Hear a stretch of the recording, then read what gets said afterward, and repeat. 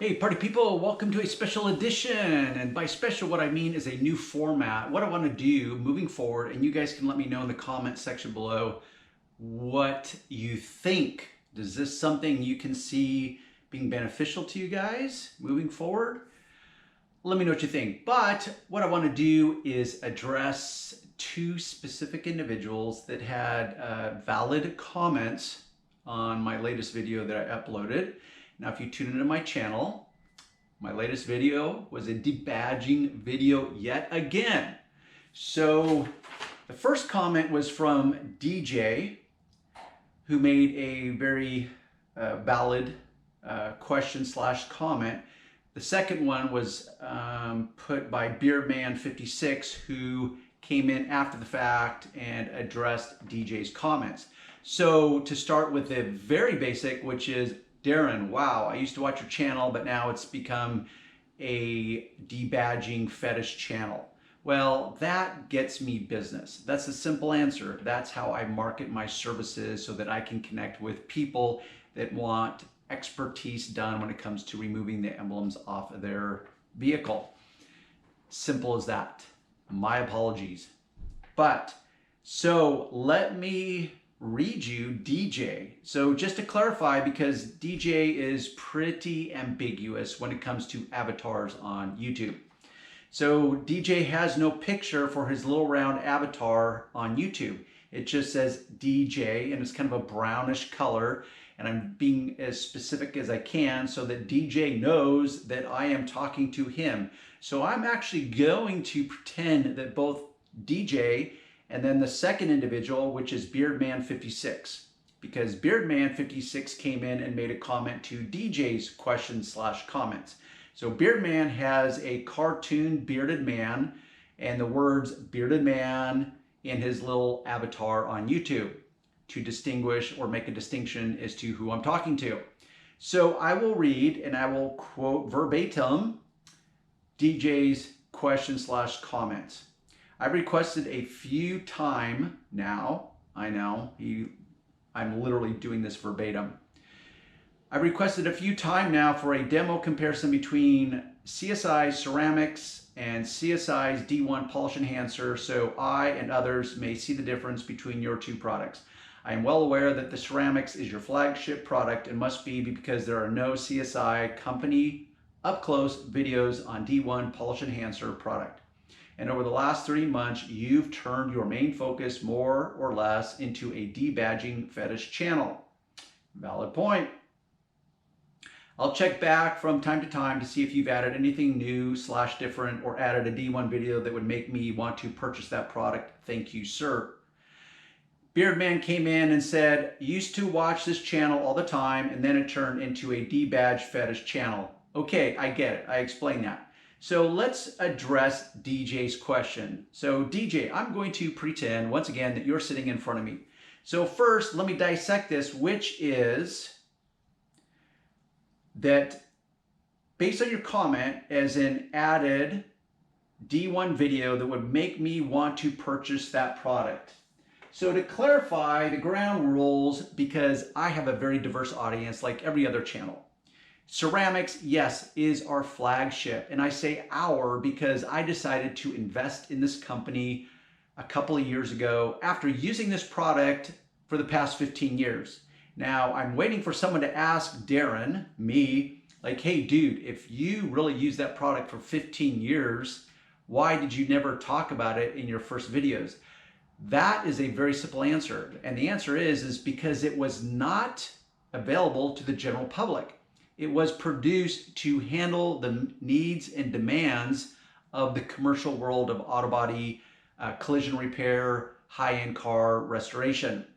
So the point is why would I talk about it only to frustrate you guys and say, oh, this is what I use, it's what I consider my sure thing, but oh, you can't really get it. Well, now this thing called Amazon, CSI has its own Amazon store, so now you guys can get it. Point being is this is our flagship product. This is the D1 Polish Enhancer. Ceram-X, to clarify how you say that label, it's Ceram-X. Now the reason it's called Ceram-X, when this was originally formulated, it was meant to deal with the very hard ceramic clear coats. Now this was prior to the introduction of the endless ceramic coatings, which is a completely different topic. So this was formulated to handle the specific needs of hard ceramic clears. Now if you've never dealt with a ceramic clear, well, lucky you, because they are extremely hard, extremely difficult. Point being is that if he, the formulator of this, Tom Horvath, if he could formulate a single product polish to handle the most difficult of clear coats, which every car is going to have a clear coat, they're not all going to be ceramic, but if he can handle that, then that's a win. Hence the term Ceram-X. So Ceram-X polish, and to make a differentiation, it's not a compound, even though there's no standardization in this industry between compounds and polishes, meaning a manufacturer can call their product anything they want. So back to that original point, one of the original points, which is try to convince you to buy this. Well, as you have noted, DJ, I have yet to do a single video on this polish. Why? Because the goal is that you don't actually need this. Most people would not have the skill set to produce that level of results. Most people would have an underdeveloped eye to even appreciate what this product can do. To reduce that down to the simple, that means that this single product will perform from the very bottom, as in a person that's a complete beginner, never polished a car before, all the way up to 98% of every person, every industry, every color, every car, every clear, 98% of the equation. Therefore, this almost becomes irrelevant. But because Tom Horvath knew, because he was competing in the world of concourse and won one of the Concours d'Elegance titles at Pebble Beach, he has a very developed eye, and I have a very developed eye myself after being in the business for 30 years. Tom's been in the business longer. He did high-end car restoration. So his eye is very different than your eye. Especially if you're a complete beginner, you will not appreciate a level of high definition. And that's an analogy that I like to use. So this will perform high definition results. This is meant to enhance all the performance that you can tease out of this. This will enhance it to a higher level of gloss and refinement. So for example, a single product polish. Instead of the multiple products the industry would have you believe you need to use to go from point A to point B. Point A is heavy defect removal. Point B is a swirl-free finish.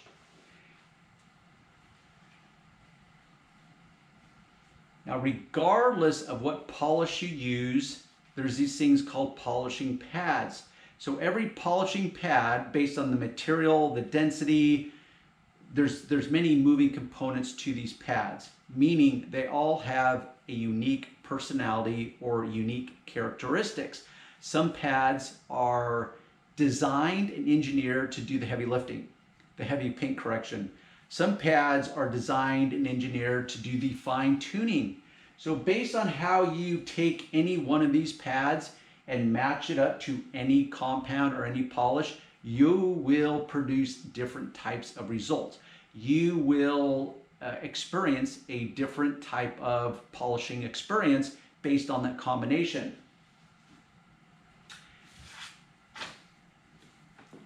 So to clarify, that's part of why I've never done a dedicated video on this, because I'm trying to deal with the 98% of the public that represents the masses of the people. And once again, complete beginner all the way up to high-end car restoration. And by high end, I'm literally referring to cars that are being restored that cost millions of dollars to restore them. Paint jobs, I'm not talking about a $2,000 or $3,000 paint job. I'm talking about paint jobs in the hundreds of thousands of dollars. This is intended to go to the top level of that. Well, this pushes that last 2%. Therefore, when you suggest like, oh, tell me something, Darren, that would want to make me buy this product. Well, hopefully in that long-winded explanation, you'll understand the distinction between, hey, guess what? 98% of every car, any color, any clear coat, any pad, any buffer, any situation, any customer, any user, 98% of the time, all you need is a single polished Ceram-X to perform. Because if your eye can't appreciate something, then where's the value in that? So if most people at the top, let's say 5% of the people that would be using this can produce results that the bottom 90% of the people can't even appreciate, then why would you even need to sign on to this? And by no means is this me talking you out of buying this. I'm just trying to answer a very specific and valid question that you present. So let's dissect this a little further. And really it had to do with that. So let me clarify for you exactly what D1 is. So to draw a direct comparison, this is a single product polish. It will perform all the heavy lifting and let me restate that. This will do the heavy lifting as well as the fine tuning. You have control over a lot of the moving parts. The buffer choice, the color of the car, how hard the clear coat is, meaning there's a lot of moving parts. Now you only have one moving part. We have eliminated all the moving parts the industry would want you to sign on to additionally rather than a single product polish. This polish enhancer, just as the name suggests, it is made with abrasives that are 10 times smaller than the abrasive particles in this. They're both non-diminishing abrasives. Now, a lot of people don't really understand what that means. The best way in this moment that I can use to describe that is, for example,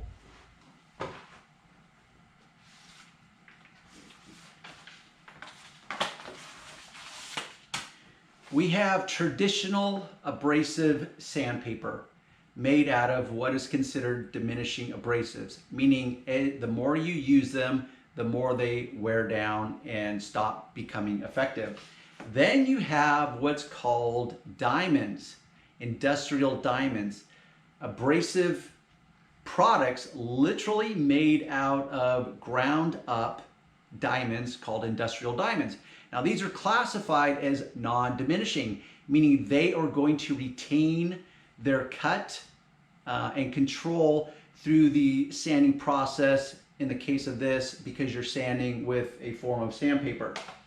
So non-diminishing abrasives, which is how this is formulated, is all about control. The D1 has abrasive particles that are 10 times smaller than that of Ceram-X.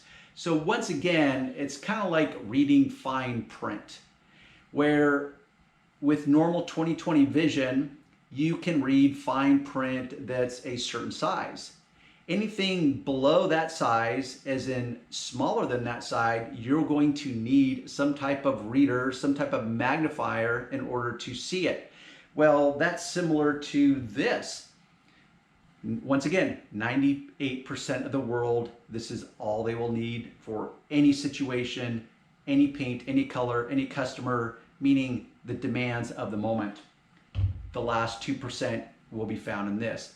So this has particles, abrasive, non-diminishing particles 10 times smaller than that, as well as chemical ingredients that further enhance the shine or the gloss of the paint.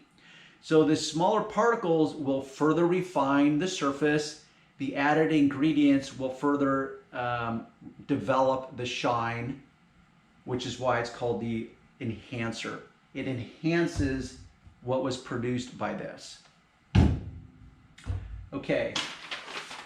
In 9,451 words or less, that is my video for you.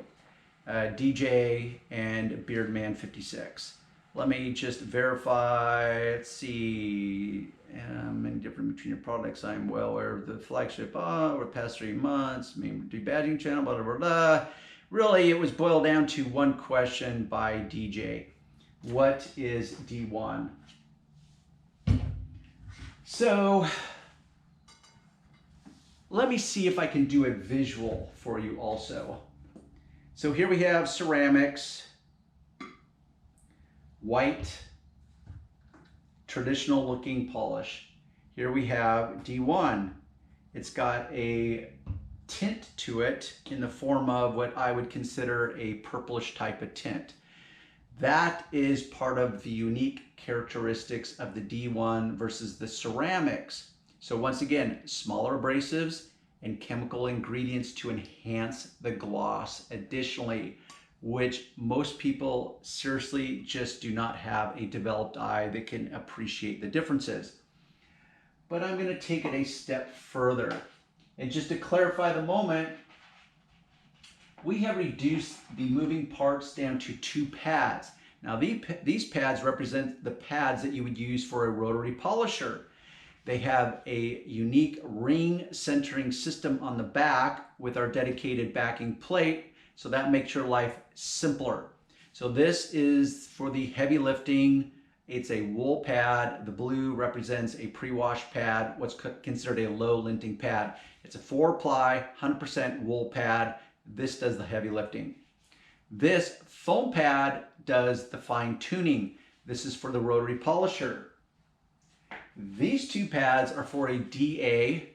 So far, we only have them made for the 5-inch backing plate.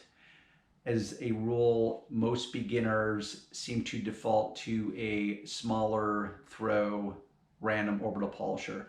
So the blue is for the cutting, the heavy lifting. The red is for the fine tuning. Let's go back to the back end of my car, and I want to show you and demonstrate for you.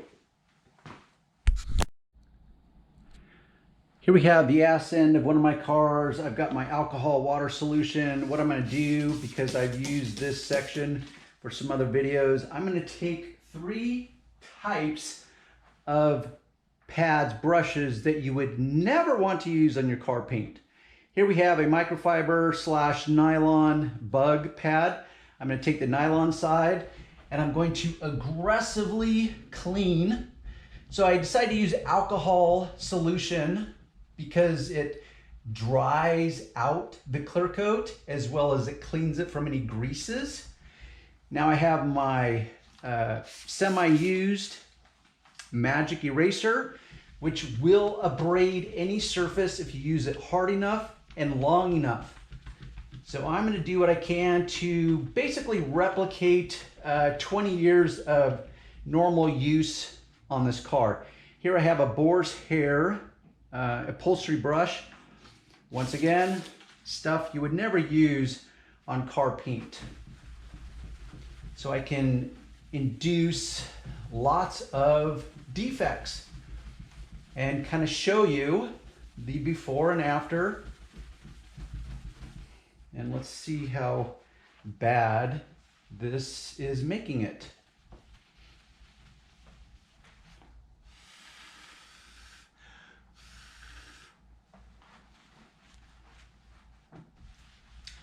Okay, pretty bad.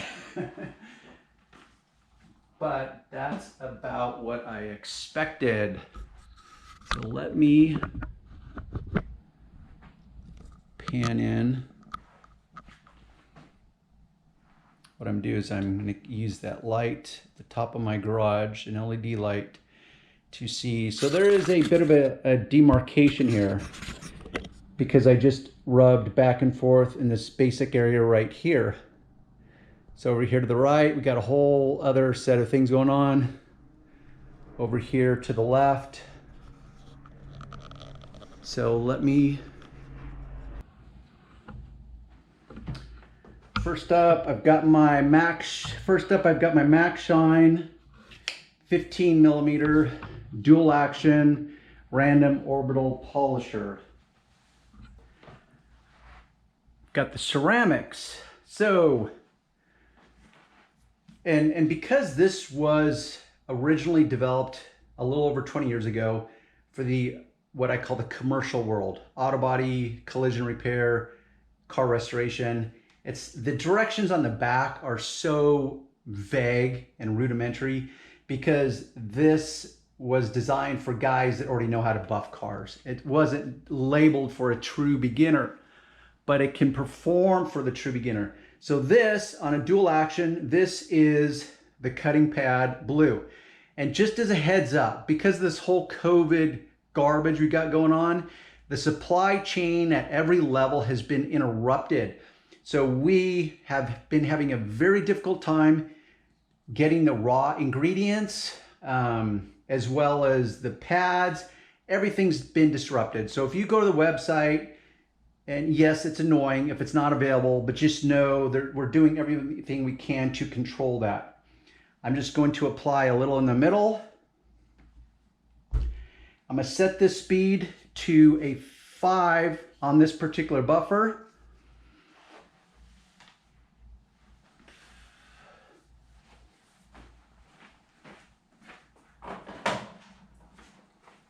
And just for fun, I'm going to dissect or bisect more precisely this.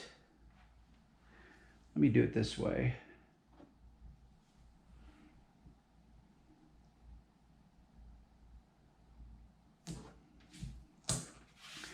Because I'm going to show you, first I'm going to do the Ceram-X and show you the results that you can achieve. Then I want to show you the D1. So this pad has already been used. It's not a virgin pad. It's been cleaned. This is the amount of polish that I use, which is more than enough to season the pad and get going.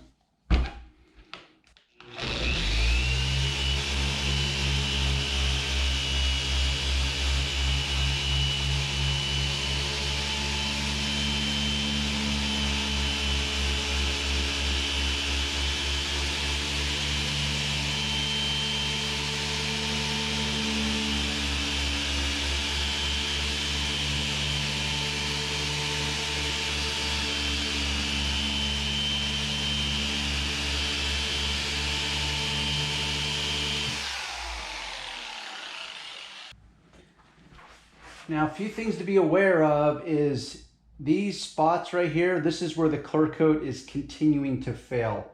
But right here, that section,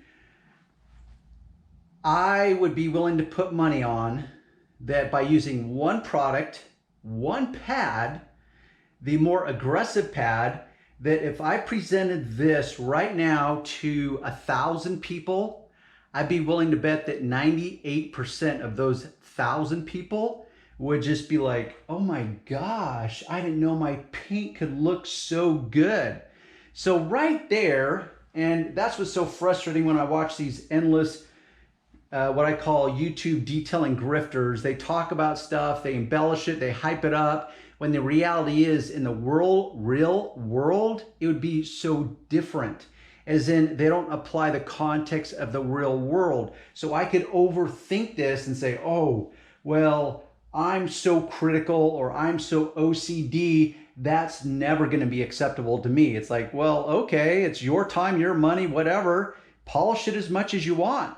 But as far as the real world in performing for customers that pay me to do this to their car, 98% of them are going to be like, wow, that looks awesome. So let me bring you in and show you, and you will be able to pick up that not all the defects have been removed, but the shine is dramatic. The shine is great. Now, some of these defects, like there's some real deep scratches through here. Now, if I did not mind destroying the integrity completely of this clear coat, Yeah, I could continue to polish and remove that 100%. But this is part of what I am referring to reality. The real world is like, hey, Johnny customer, by the way, I'm pretty sure you want your car to look perfect. Okay. First off, perfect to your eyes is going to be different than perfect to my eyes. So perfect to your eyes, I can do that. In fact, I can make it even more perfect than your eyes can even pick up. But that comes at a cost, literally, because the more I polish, the more I'm going to charge you in the pursuit of perfection. But the additional, let's say the soft cost or the hidden cost, which is this, the more I polish on your paint to achieve perfection, the thinner that clear coat is going to become. The thinner the clear coat becomes, the less integrity your clear coat comes, the less UV protection that your clear coat will have. So that's that balance act of the real world of like, okay, you want perfection, but perfection comes at a cost. The real point of this moment is like, bam, 98% of the world would be like, okay, call it good. I'm good to go, Darren. Didn't realize my paint could look that good. But we're gonna take it a step further. Now, before I switch out the pads to a finer pad, what I could do to finesse this even more is reduce the speed, reduce the amount of downward pressure I apply. Now, how much polish I apply really matters not, because with controlled abrasives or non-diminishing abrasives, I know that those particles will retain their uniform size during the polishing process.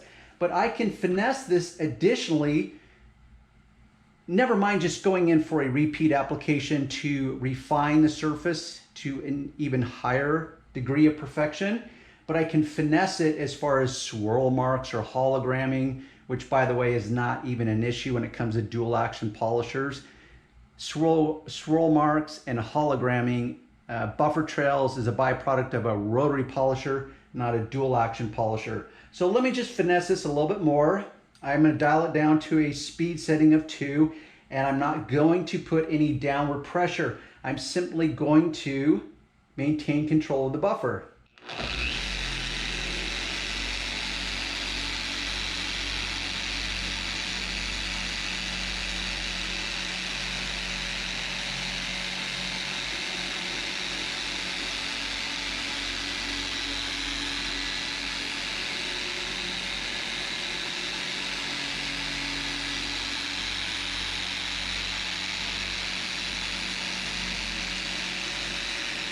I'll just do it with one hand because it's so friendly, and I'm such a stud that I can do it with one hand. How's that for being arrogant?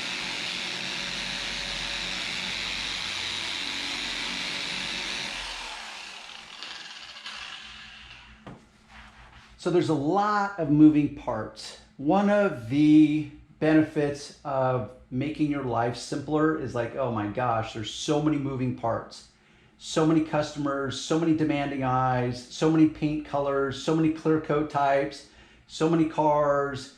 So we can't eliminate everything, but we did reduce this down to as simple can get.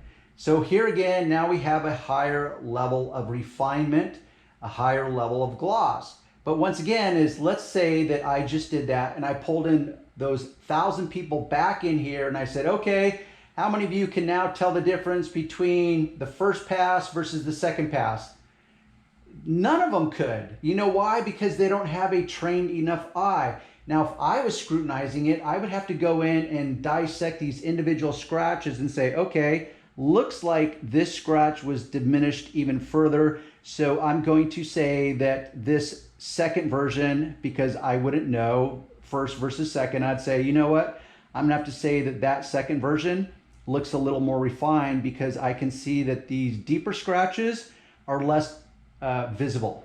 So at this point, if you did, let's say you were working on a solid black car. And by solid black car, I mean non-metallic.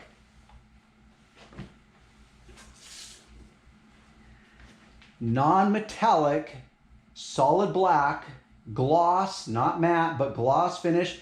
is as difficult of a color as you're ever going to have to deal with. So I'm going to switch. I am switching buffers. It's still a dual action random orbital. This is a cordless by Flex. I'm still going to use the Ceram-X polish, but this is our finishing pad. It's softer. Apply it in the middle.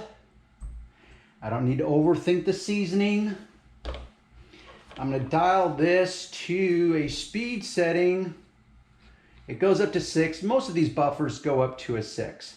I'm just going to keep it at a 5. And once again, just like before, I can finesse the moment by how much pressure I use, the speed setting, the duration as far as how long I polish a specific area. A lot of factors that you remain in control of.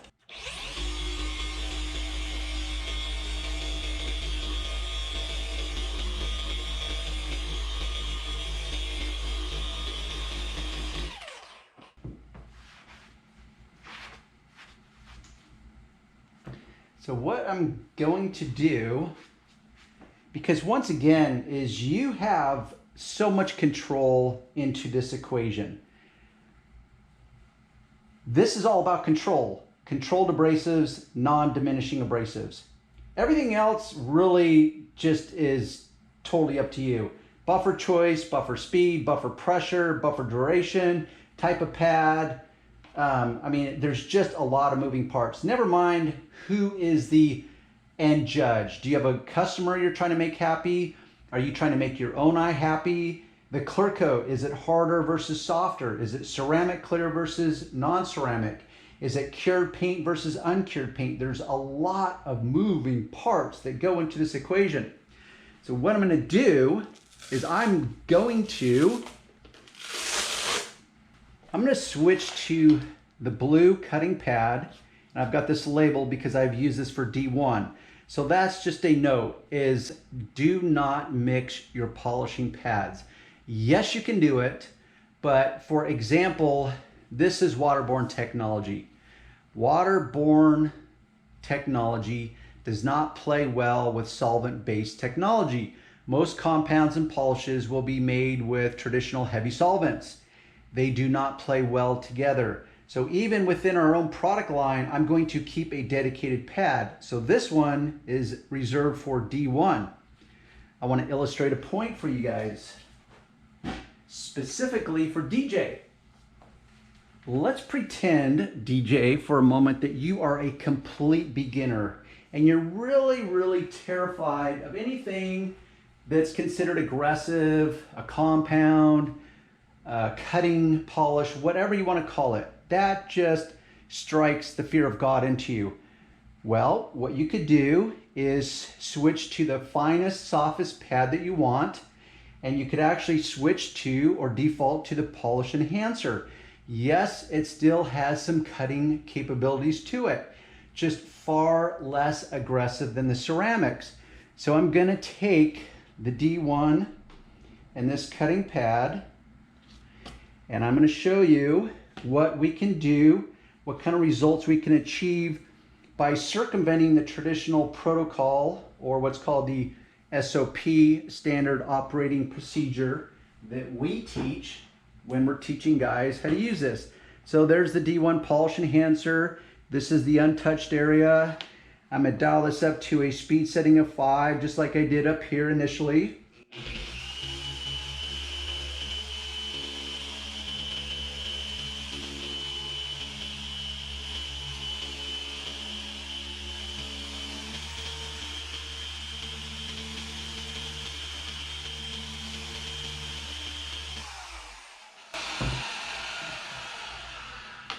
Now, because it doesn't translate perfectly well onto camera, let me tell you what I did. First off, I spent more time polishing. Initially, I put more downward pressure on this to finesse additional cutting properties out of the D1 polish enhancer. Because I'm trying to do this comparison where this is truly meant to do the heavy lifting and finish down to a swirl-free finish. This is meant to just really enhance that. But the reality is that it still performs. And so, hypothetically, let's say I pulled back those 1,000 people into the room. And now I just defaulted to the D1 polish enhancer, which I never drone on about, and say like, okay, people, what do you think of the paint finish on your car? I'd be willing to bet that 98% of them, as in 98 out of those, actually it would be 980. That would be a 98%, I believe, if I'm a terrible math guy. So I pull them in, and let's say it's those 1,000 people. 998 of them would be like, oh my gosh, sign me up. I'll take that all day long. So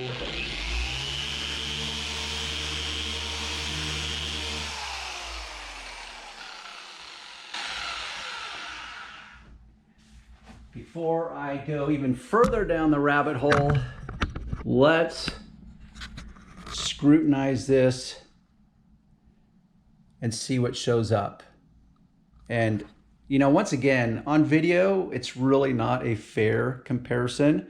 And that's me trying to diminish the moment. What I'm saying is that things will show up differently on camera than they will in real life. But what I can tell you, and this is me speaking from my 30+ years of experience, you'd be like, damn, that looks awesome. Damn, that looks awesome. Now, every time I change lighting perspectives, it will literally change the moment. So I'm trying to hover back and forth to let you know what's going on. But what I want to do now is dissect or bisect this area. I don't know if I'm going to be able to do this with one hand.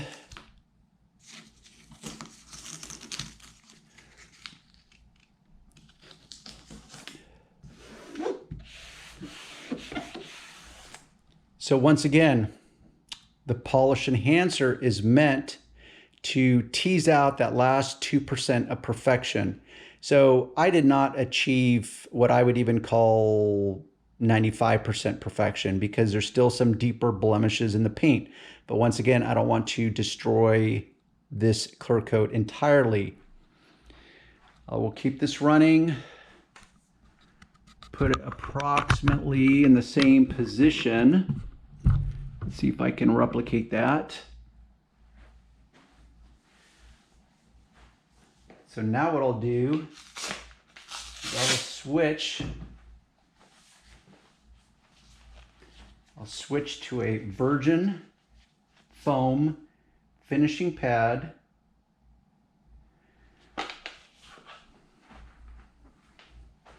I'll use the D1, and I'm going to use it on one of these sides so you can see if there's a true distinction on camera, which I'm willing to bet you will not be able to interpret a distinction. Now in direct sunlighting, on the right color of paint, as in black, if I was able to scrutinize it from every conceivable angle, yes, I would be able to tell a difference. But that's predicated on a lot of factors. The color of the paint, the type of clear, my discerning eye or developed eye versus someone else's. So there is a lot of factors to that. So I'm going to take this section right here. I'm going to dial this to a 4.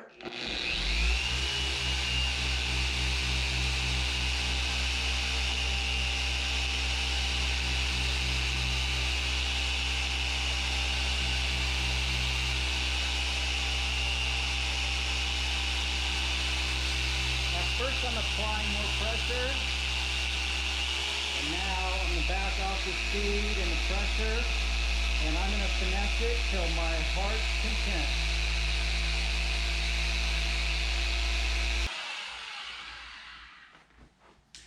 And the same with the pad. You know, you don't really want to commingle your pads. The same really holds true with your microfibers if you really want to get into the weeds.